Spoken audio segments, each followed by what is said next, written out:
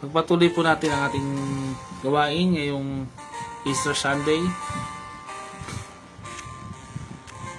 April 5, 2026. Tayo po idadako ngayon sa isa pang mahalagang gawain ng Panginoon, ang pagkakaloob.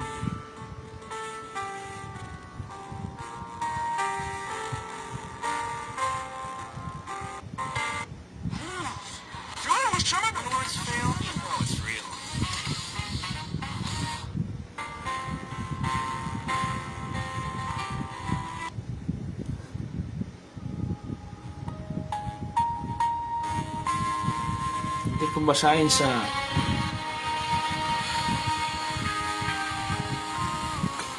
tayo magbigay sa Panginoon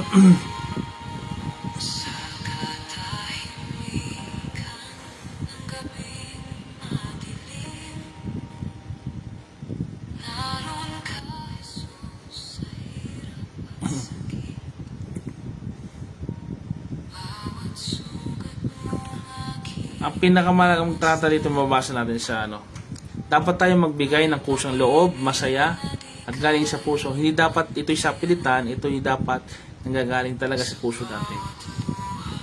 Ang bawat isa'y dapat magbigay ng ayon sa sariling pasya. Huwag maluwag sa loob. Dapat maluwag sa loob at di malapipilitan lamang, sapagkat iniibig ng Diyos ang kusang nagbibigay ng may kagalakan. Nababasa yan sa 2 Korinto, kabanata 9, versikulo 7. Sinasabi din naman ng Kawikaan 3, versikulo 9 hanggang 10, pagpapakita ng pagmamahal sa Diyos sa pamamagitan ng pag-aalay ng unang bunga ng kayamanan. Yan po yung mga verse ko. Sinasabi naman ng Lucas 6:38, ang prinsipyo ng pagbibigay at ng pagbabalik nito ay may sobra-sobra. Nabasa po natin.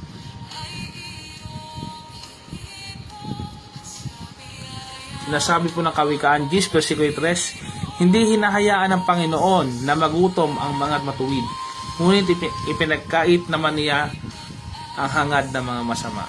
Ito po yung gawain ng Panginoon.